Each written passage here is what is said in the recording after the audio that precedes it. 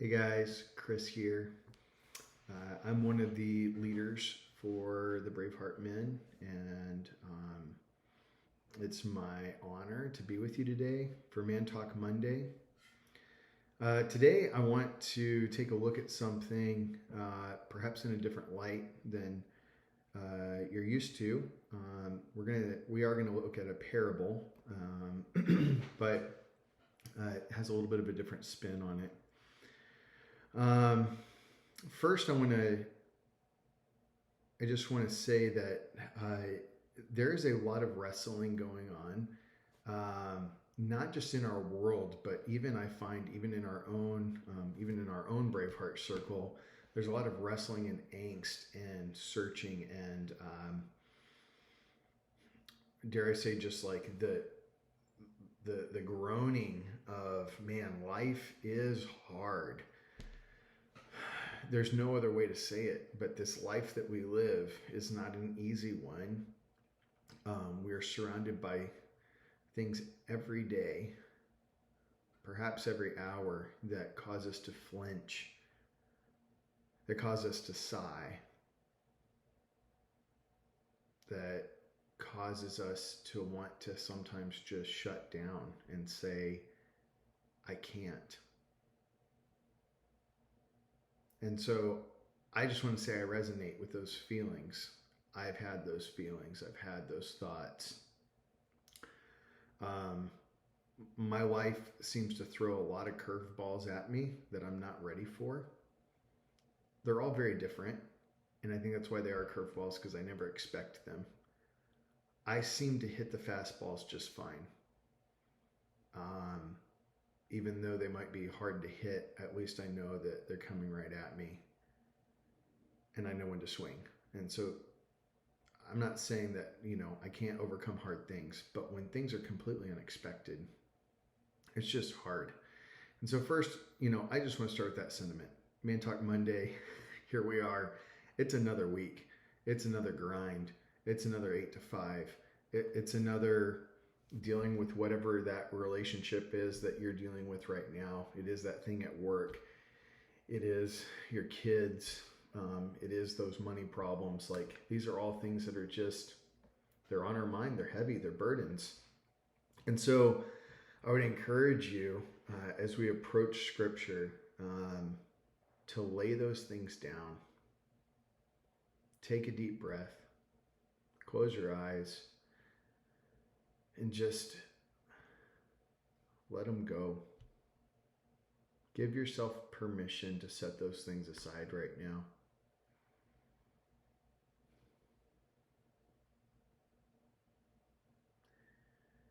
And as you take a deep breath, feel the love of God.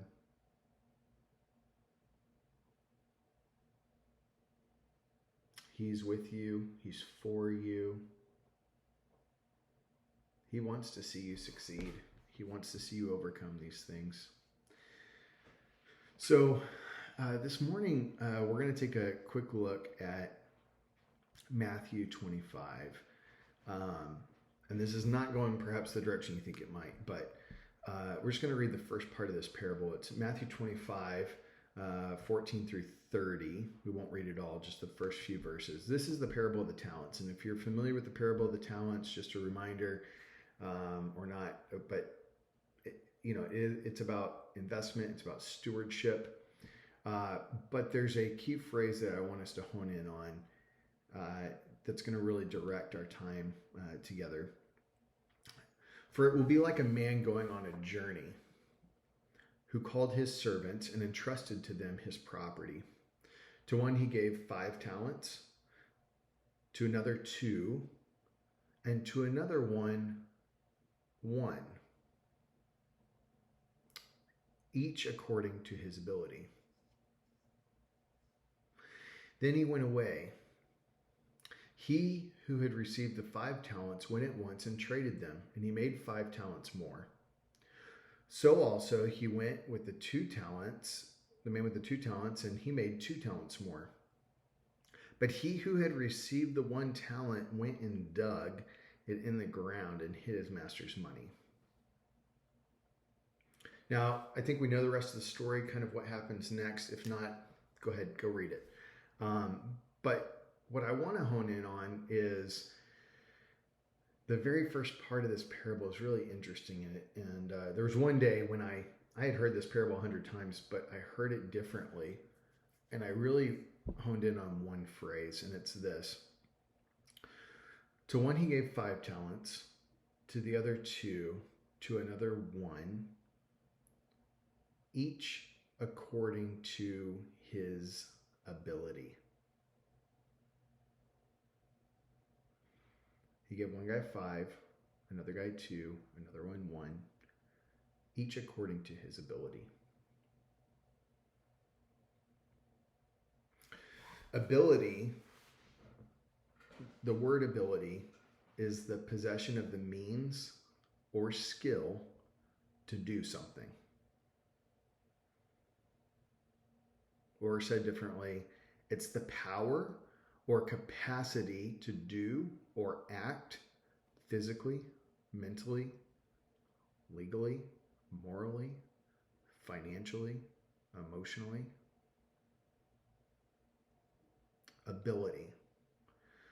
So each of these men had an ability, and they were asked to steward part of this master's property according to their ability.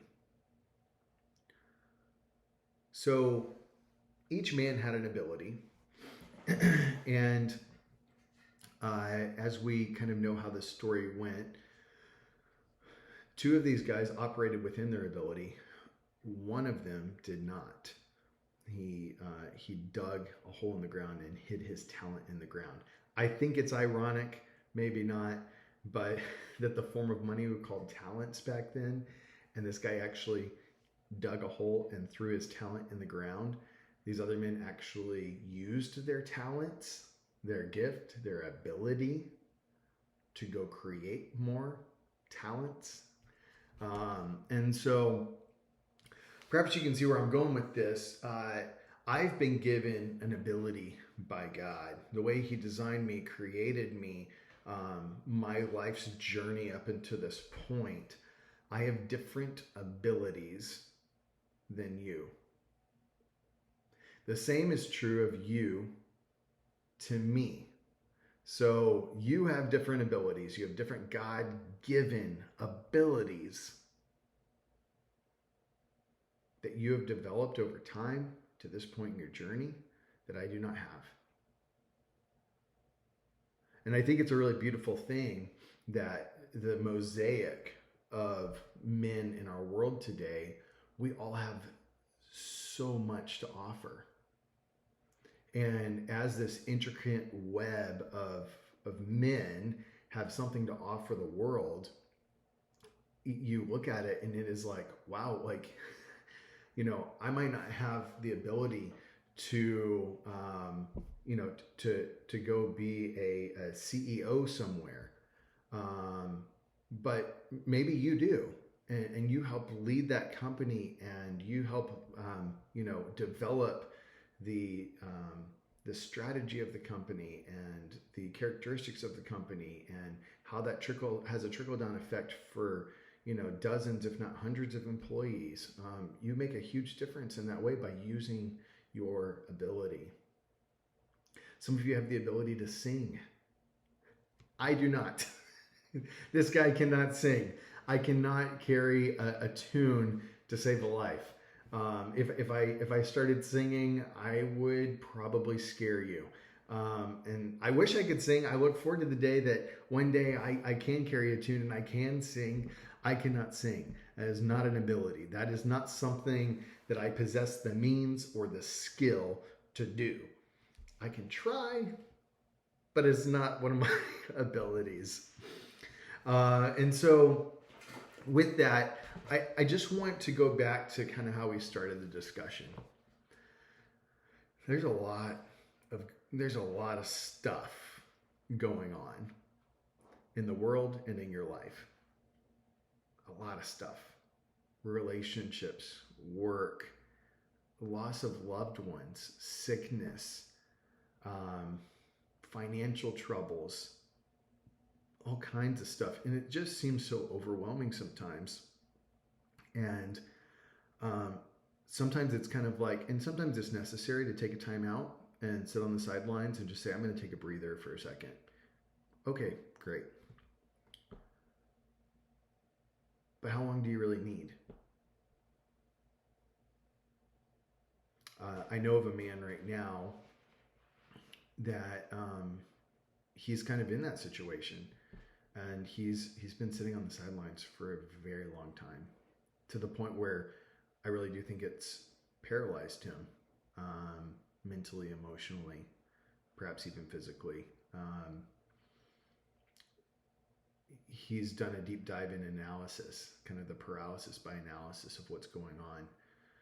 And sometimes we need to look at not what can we not do, but what can I do, right?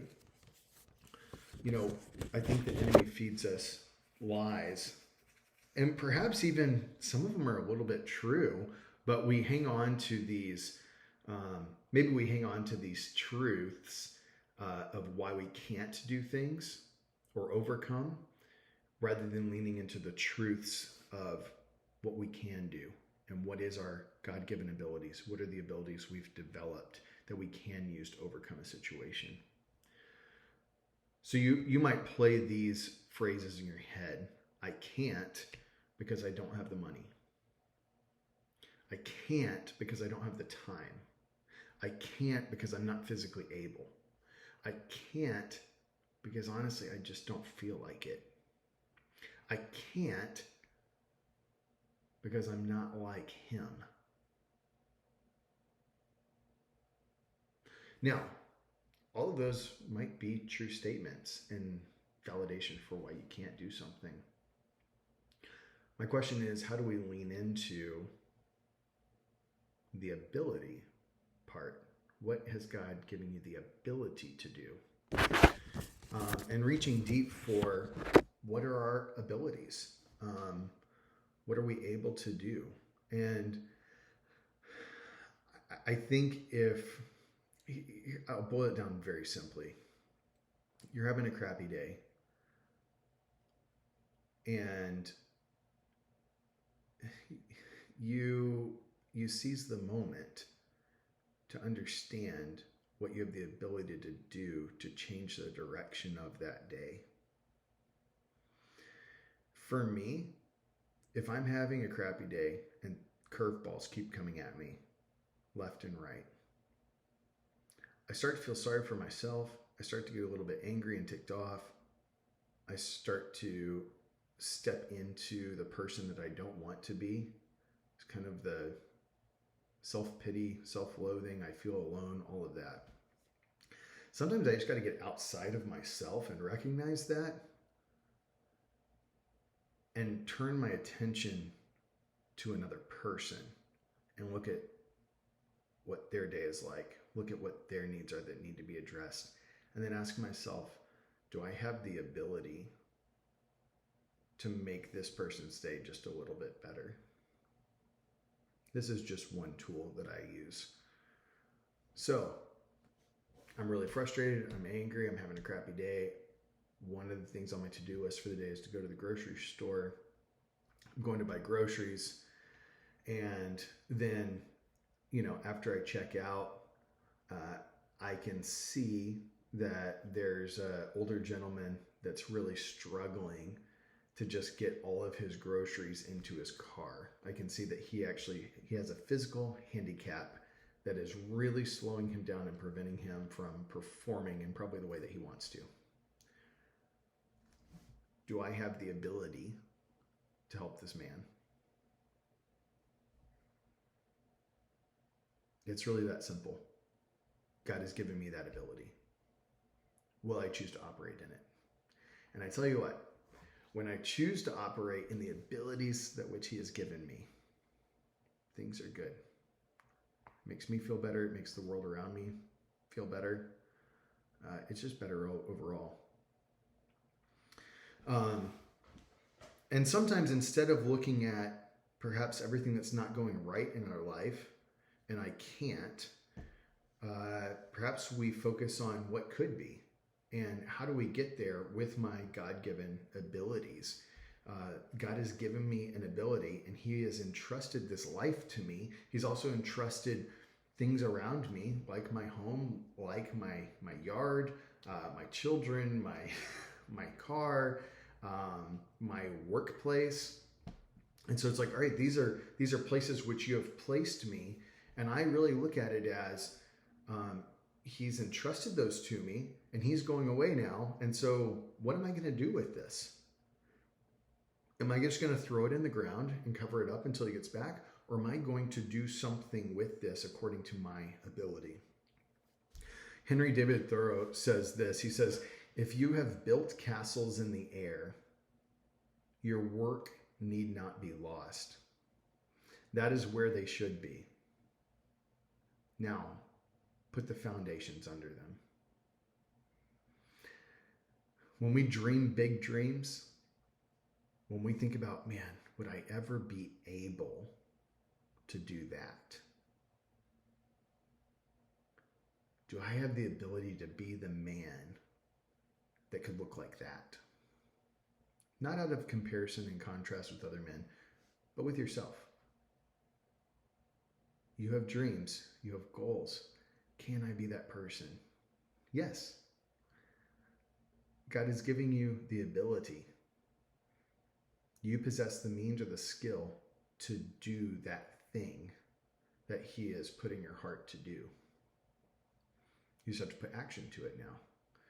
So the next time you're having a bad day, the next time you hit a rough patch in life, instead of saying, I can't or I won't, think about how you can because you are able.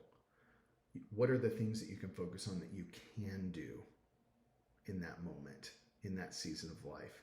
What are the things that God has given you the ability to do? And do those things. Because I guarantee you, these guys, when the master came back and they said, hey, master, you gave me 5, I got 5 more. Here you go. That's a happy servant. That's a happy man, because he was living within his means and his ability to do what he's created to do. And so that's my encouragement to you today is, as Nike says, just do it. Like, just go do what you are able to do. If it's giving the mailman a bottle of water and saying, hey, how are you doing today? You're able to do that. I hope 99% of us could do that. We are able to do that. I think you are operating out of your ability. But then take a deeper dive. What's super unique to you and how God's created you? What are those abilities? Hone in on those.